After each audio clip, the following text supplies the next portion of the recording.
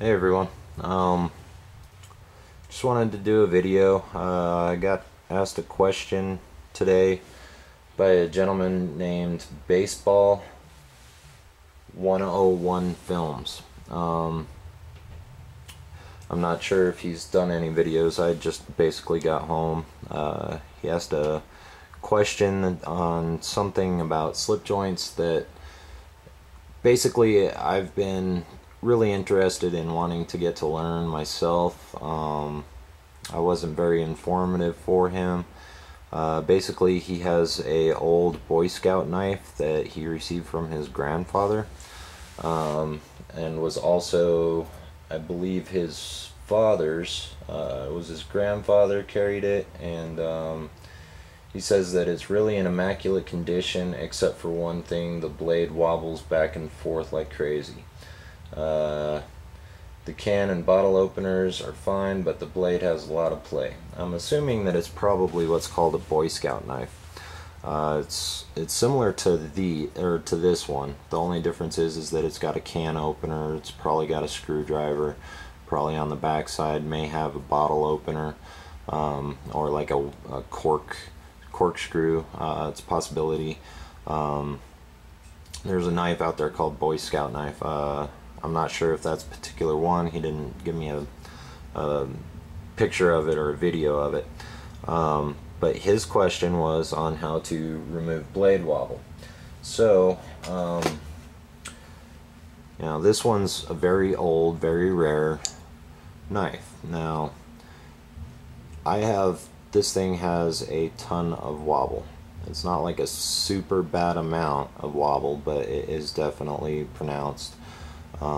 And that is basically due to the fact that the pinning inside, there is a pin that goes right through here. It's just like these guys. It's probably a little bit thicker, and I don't know if you guys can pick that up. You see that little circle right there? Now there's a lot of people out there that do fix old slip joints. They polish them. They do the exact same thing that I kind of did to this. Only difference is they actually physically take the entire knife apart, and completely repin it once they've completely removed all the rust, completely polished everything, and in a sense just completely remake the entire knife. The only thing that's different there's really nothing ever different about it, except for maybe they might change the scales on it.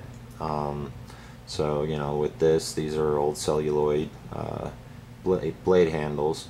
Now they may take those off and put some new material on there that they created, or they just decided to use wood instead of celluloid. Just different things like that. You can take a bunch of really old knives that are just beat up.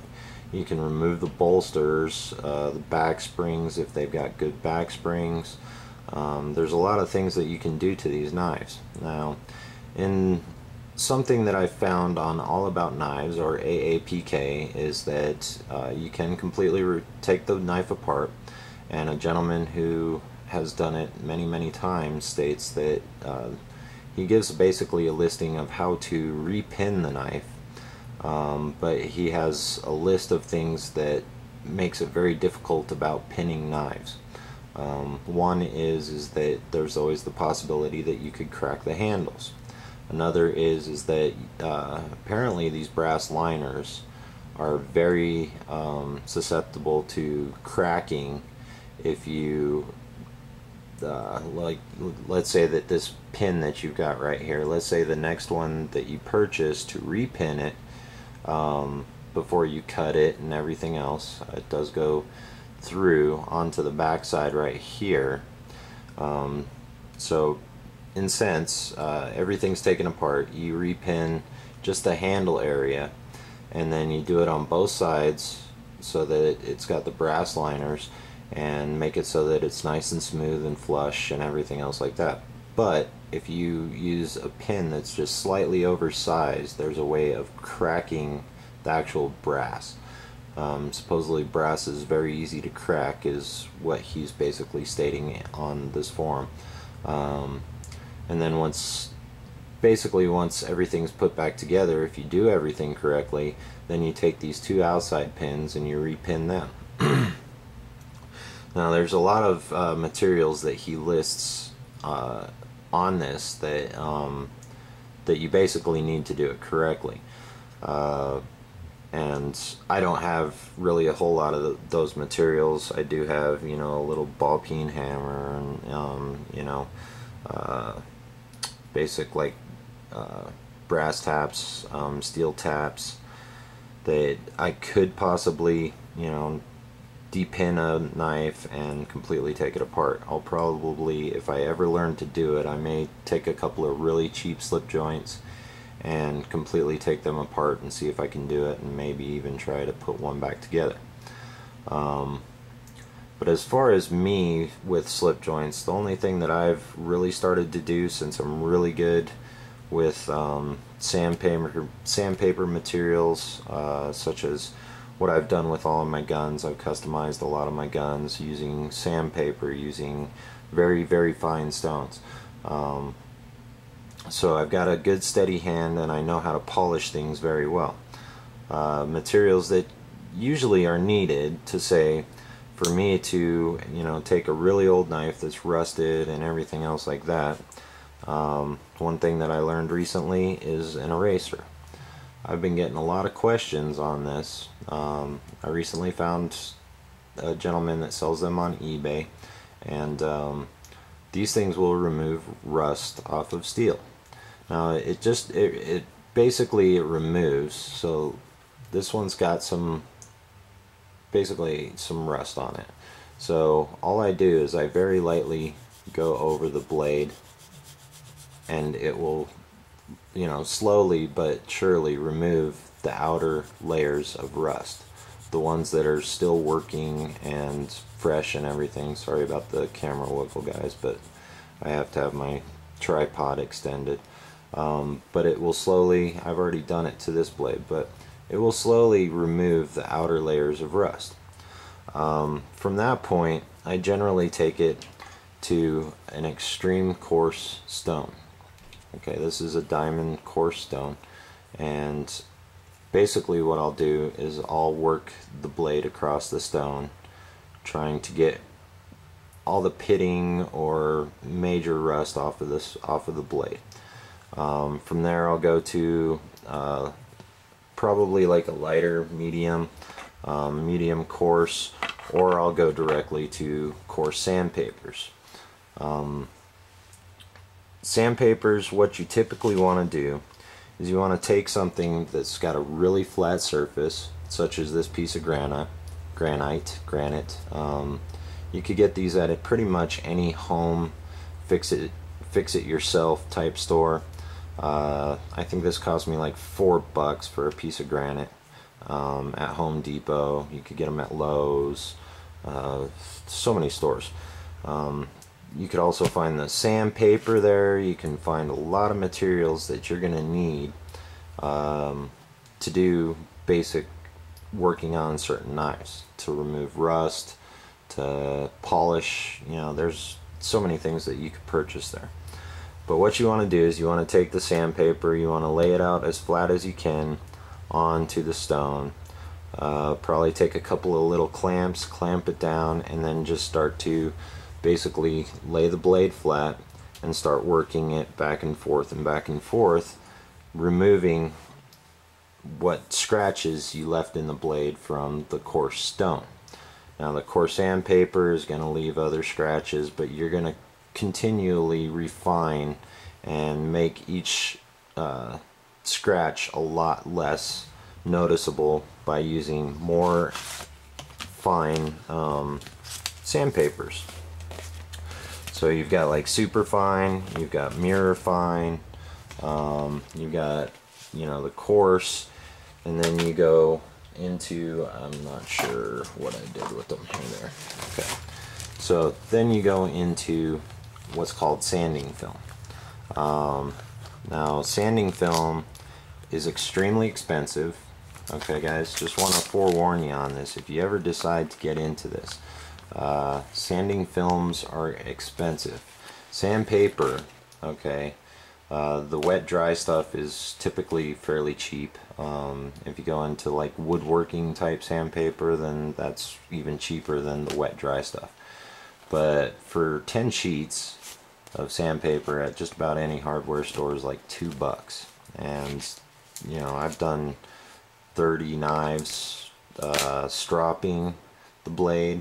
I've probably done 5 blades completely refinishing the outside of the blade with that $2. So each little 10 sheet thing, they do make ones that come with multiples, so you've got a 500, a 1200, 800, a 200 grit or 220 grit type sandpaper. So you can buy those. Those are kind of a little bit harder to find, but when you get into stuff like this, you're looking at, you know, anywhere.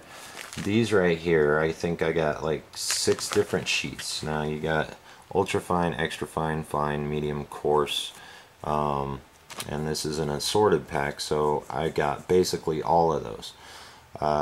This one I believe cost me like $12 for this pack, and then this one's an assorted as well, and it's got 0.5 micron, extra fine 1.5 micron, 8 micron, 23, and 44 microns.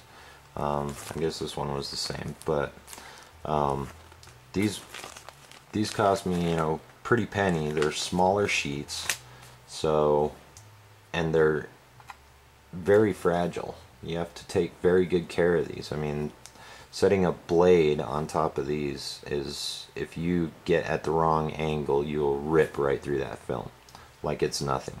With sandpaper, sandpaper typically is more durable and will last you a lot longer.